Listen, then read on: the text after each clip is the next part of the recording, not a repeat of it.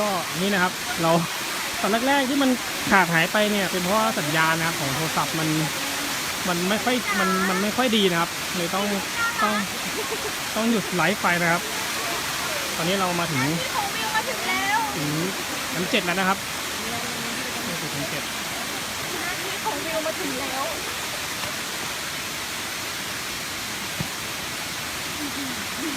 ตอนคลิปแรกๆเนี่ยที่ใครบอกว่าแอดไปถึงหรือเปล่านะครับนี่นะครับเรามาถึงแล้วนะฮะชั้น 7นะครับเดี๋ยวเรามาดูข้างในกัน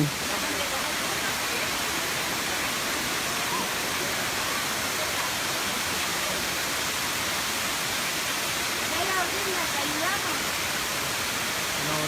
ไปดูข้างในนะครับพาไปดูข้างในแนะนำนะครับถ้าใครมาเนี่ยก็หลีกเลี่ยงช่วงเทศกาลหน่อยก็ดีนะครับเพราะว่าทางขึ้นเนี่ยมันก็แคบบางอันมันจะเป็นทางแคบด้วยนะครับก็ต้องคนอาจจะเยอะ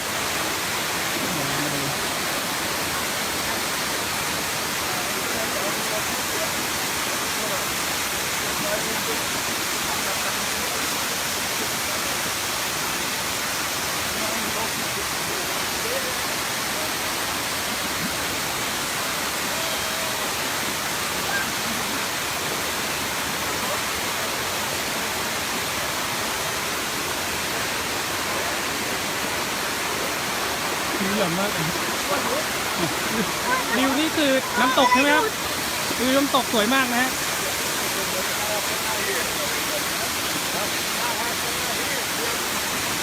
เดี๋ยวผมจะพยายามไปใกล้ๆนะแต่ว่ามันใกล้หรือเปล่าอาจจะได้ประมาณนี้นะเพราะว่าเดี๋ยวเราพาขึ้นข้างบนไปต้องลองดู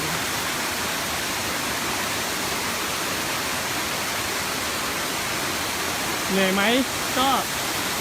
นิดนึงฮะได้ครับ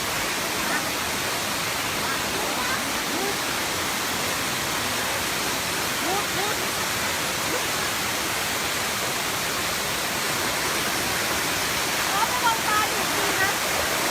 ระวังปลาอยู่นะกินหัวเลยเหรอ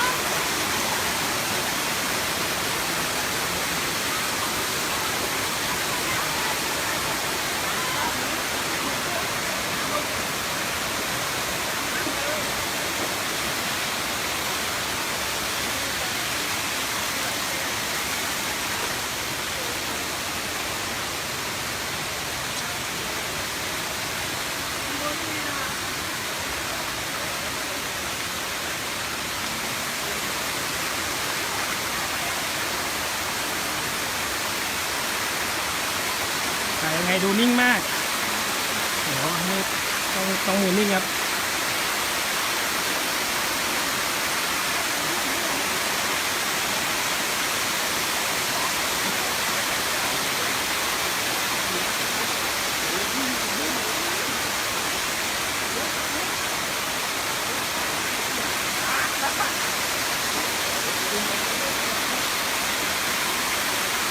เราจะไปใกล้กว่านี้นิดนึงนะฮะ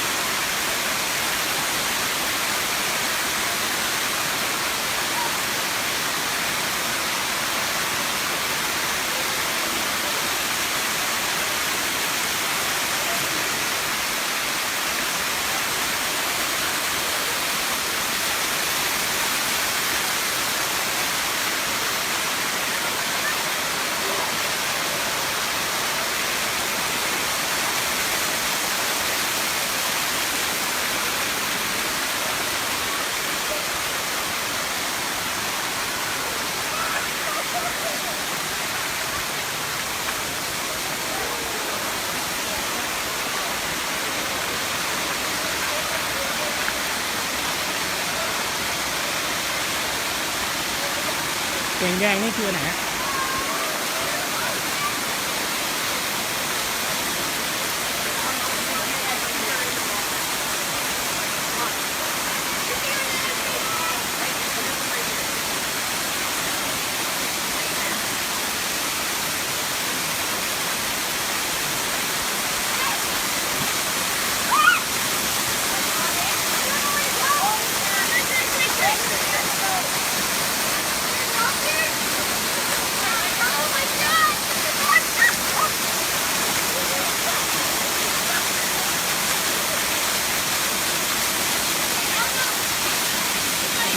คือน้ำตกสวยไหมครับน้ำตกสวยมากนะฮะ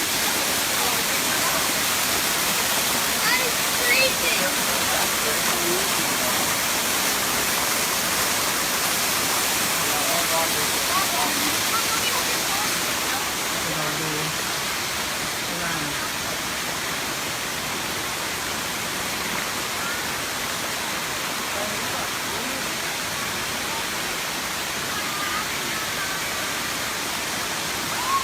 ใครที่เพิ่งเข้ามาชมนะครับที่เราอยู่ที่น้ำตกเอราวัณชั้น 7นะครับ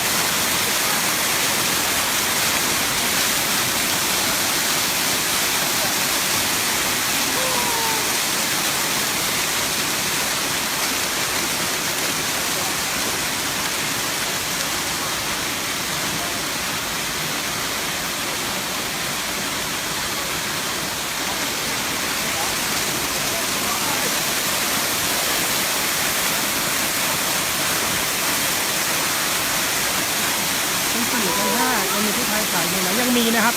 ชั้น4ชั้น5ยังมีชุดไทยแขวนอยู่นะครับ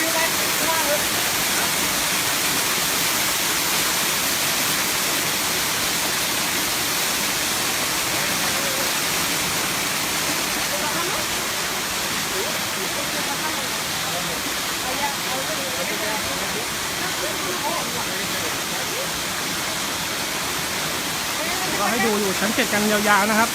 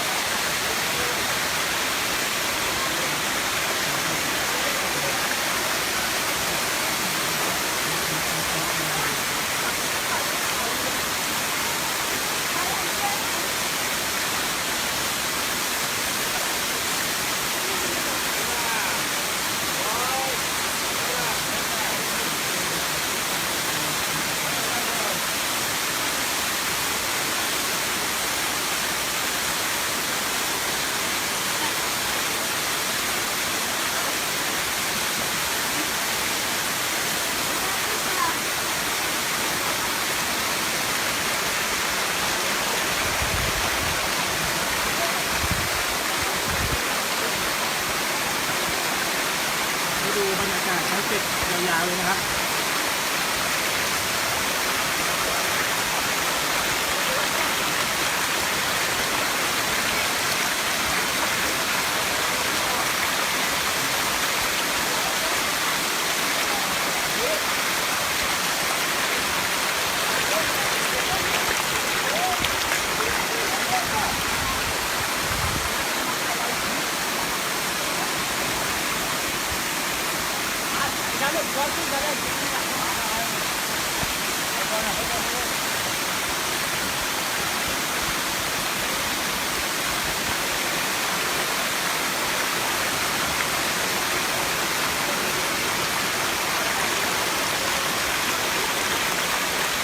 ทางขึ้นนะครับจากชั้น 5ขึ้นมาที่ชั้น 7เนี่ยมันจะมีบางช่วงนะครับที่แบบว่าแคบนิดนึงนะฮะแต่ว่าที่เป็นสะพานไม้เล็กๆแต่ว่าก็มีหมายถึงว่ามีราวจับให้ขึ้นมานะครับขึ้นมาได้นะแต่ว่าก็ค่อยๆเดินนะฮะ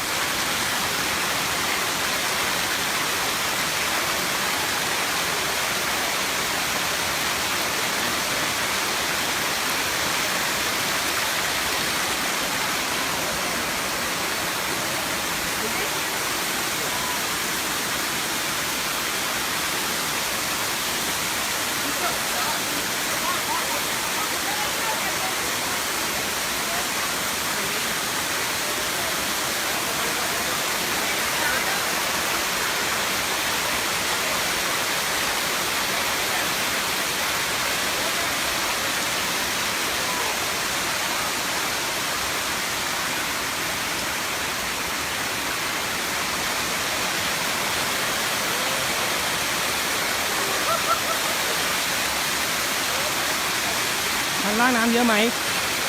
ก็พอมีครับถึงกับไม่เยอะมาก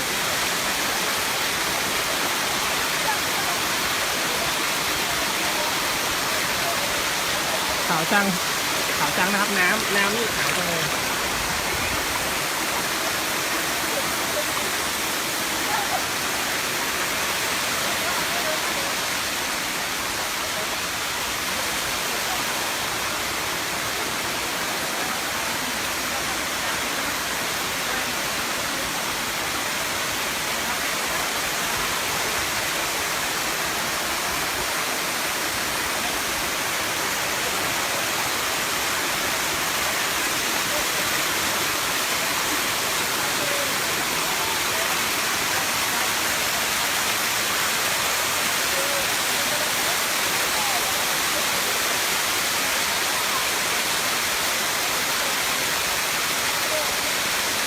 แอดขาวจัง